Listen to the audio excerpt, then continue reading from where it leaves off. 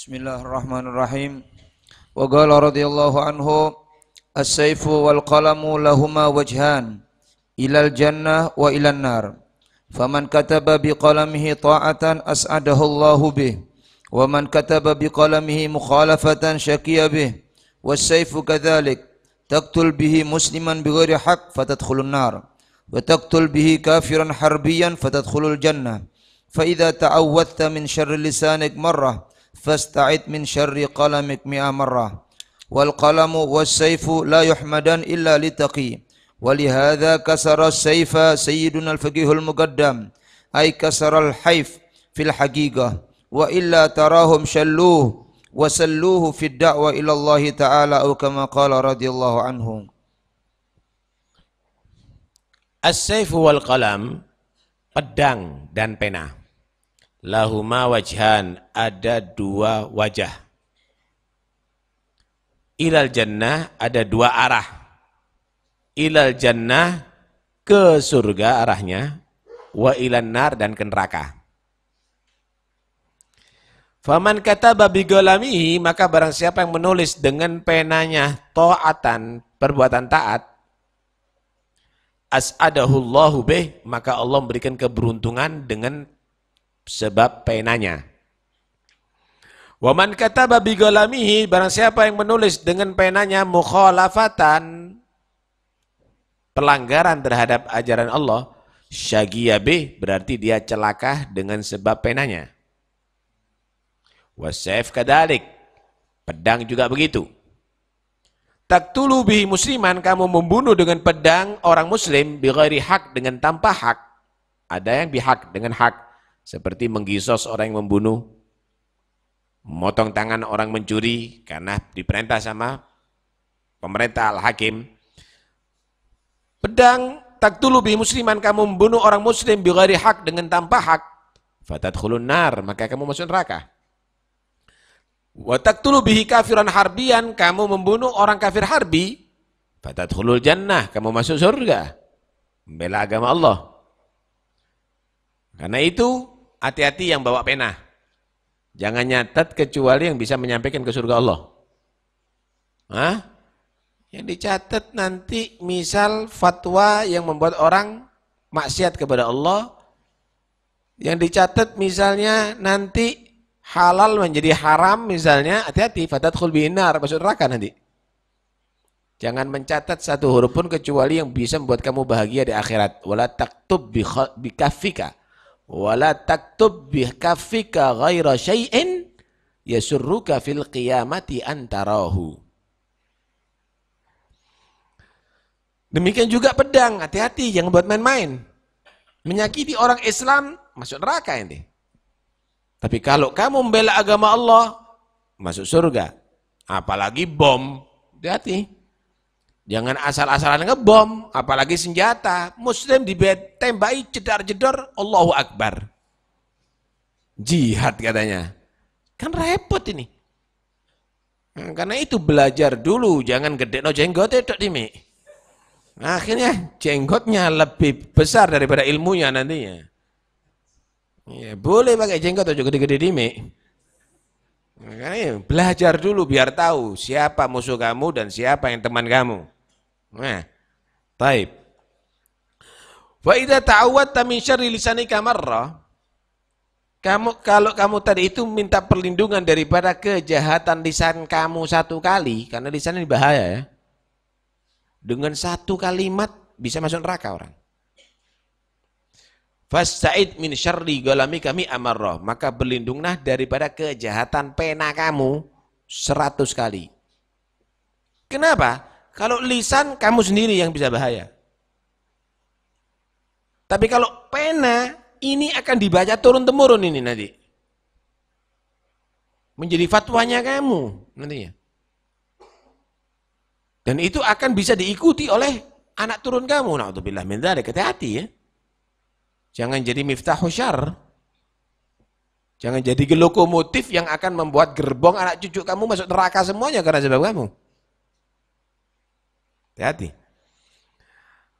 Wal galamu wasayf la yuhmadan illa litaqi. Pena dan pedang ini tidak menjadi terpuji kecuali kalau bagi orang yang bertakwa. Tergantung yang bawa, hati-hati. Tergantung yang bawa. Lah kalau yang bawa Sayyidina Umar, bela agama Allah. Kalau yang membawa sakera, bacoi uang di tengah jalan. Walihada, karena inilah kasara as-saif Sayyidina Al-Faqih Muqaddam. Memecah pedang Sayyidina Al-Faqih Muqaddam. Dulu Ahlul Bait itu, Sayyidina Al-Muhajir Ahmad bin Isa dari Irak masuk ke Hadramut. Di Hadramut dulu itu ada di Yaman, tempatnya Abadi, turunan Khawarij. Khawarij ini yukafirun Zainal Ali bin Abi Thalib, mengkafirkan Zainal Ali bin Abi Thalib. Tapi orang Khawarij ini kan itu. Orang Khawarij ini orangnya takwa taat. Dalam akidahnya orang Khawarij, murtakibul kabair kafir. Orang yang berbuat dosa besar kafir hukumnya. Jadi enggak ada yang berdosa besar. Wah, sholatnya hebat. Di antaranya Abdurrahman bin Muljam. Abdurrahman bin Muljam ini hafidul Quran, hafal Quran. Abid, orangnya ahli ibadah yang bunuh Sayyidina Ali. Tapi Nabi menyatakan ashqon nas. Di antara umatnya beliau yang paling celaka. Yang membunuh Sayyidina Ali bin Abi Thalib. Sama dengan yang membunuh dengan untanya Nabi Soleh. Idim ba'athah ashqoha. Dan ini Abdurrahman bin Muljam ashqon nas, padahal abid, ahli ibadah. Kenapa? Karena mubghid bi ahlil bait. Karena benci kepada ahli bait Rasulullah. Karena benci kepada Sayyidina Ali bin Abi Thalib. Hati-hati. Jangan sampai menjadi orang ashqon nas seperti Abdurrahman bin Muljam. Alim, abid, tapi Nabi tetap menyebut ashqon nas karena benci kepada ahli bait Rasulullah. Jadi jangan kamu ukur dengan sholatnya kamu. Kalau baca Quran di Bukhari itu diterangkan, yaqra'una kama unzil. Baca Quran seperti baru turun itu Quran. Wenaknya setengah mati. Seperti Jibril yang baca. Yusalluna walaysa ka sholatikum. Sholatnya enggak seperti kamu. Sholatnya khusyuk-khusyuk. Kepalanya botak-botak. Sarungnya di atas mata kaki mereka. Yarfa'una izarahum. Ini dalam hadis ini ya, diterangkan ya. Kemudian ada hitam, kebanyakan ada di dahi mereka karena banyak sujud kepada Allah. Tapi ayat yang mereka baca tidak sampai dalam kerongkongannya. La yablu wa hanajirahum. Artinya tidak membuat hatinya itu rahmah, tidak membuat hatinya tadi itu bisa menghargai yang lainnya, kejam, sadis. Ini sudah diterangkan oleh Rasulullah SAW, karena itu jangan diukur dengan bacaan Quran, jangan diukur dengan banyaknya sholatnya kamu. Lihat bughutnya kamu kepada siapa sekarang, kebencian kamu kepada siapa. Jangan bernasib seperti Abdurrahman bin Muljam, karena benci kepada ahli baiti Rasulullah, akhirnya dikatakan ashqon nas. Walaupun ahli ibadah kepada Allah Subhanahu wa taala. Hati-hati. Sayyidina Muhajir masuk di sana dan turunannya di daerah yang abadi, yang benci sama ahli bait. Karena itu mereka bawa pedang kemana-mana untuk menyelamatkan diri. Jadi mereka bawa pedang. Tapi zaman Faqihul Muqaddam ingin merubah form. Jadi bukan ahli bait itu adalah orang yang siap bertanding dengan pedang. Tapi berdakwah lewat ilmu, ilmiah. Dipecah itu pedang. Ada menyatakan Faqihul Muqaddam, ada menyatakan Syekh Said Al-Amudi dengan perintah Faqihul Muqaddam. Dipecah pedangnya. Dan menyatakan kita taruh pedang sekarang, tapi kita sekarang berdakwah dengan ilmu dan hati. Karena itu kalau ada di antara turunan Faqihul Muqaddam ada yang bawa pedang, ini rupanya masih ada darah-darah sakera ini. Al-Faqiih Muqaddam tidak demikian mengajarkan. Hah? Jangan buat begitu. Bukan berarti tidak boleh bawa pedang. Tapi lihat situasi dan kondisi dong. Muslimin lebih memerlukan sekarang ilmu. Lebih memerlukan kejernihan jiwa. Bukan bawa pedang kemana-mana. Pedang-pedangan terus ini semuanya. Nggak pakai pedang kayak pendung-pendungan kok. Hah? Baik. Kasarul. Sebetulnya yang dipecah itu bukan pedangnya, tapi kasarul haf. Yang dipecah itu adalah kedoliman. Hah? Fil haqiqah, dalam hakikatnya.